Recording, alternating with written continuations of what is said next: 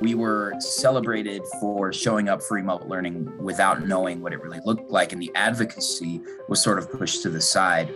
And then as the summer came, the tenor of media coverage shifted from teachers are doing so great, responding to a difficult situation and teaching in ways that they've never been asked to teach before, and we should support them and we should do whatever they need. I know there were like great memes that said, teachers should be making $1 million a year or a week, for what was happening.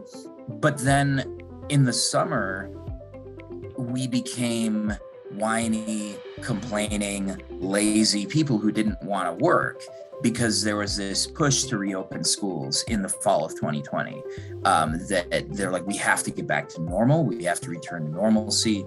And it was really disappointing to hear the criticisms that were being leveled at teachers for not wanting to just plunge right into the middle of a pandemic that had no end at that point and still kind of doesn't have an end. So last year was all about remote teaching and the lack of resources for students. A lot of it was really focused on all of the problems related to technology and the actual instruction, how hard it was for so many teachers. And you rarely, if ever, saw a lot of positive news stories.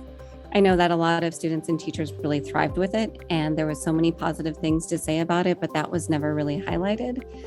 This year, it's all about how many more expectations are put upon us as educators without a lot of support, and how there's a disconnect between we have to push so much of the academics, and yet there's so much of the social emotional learning that we need to address because students are still recovering from being home for so long. And that can just affect the classroom with how much attention each student is given.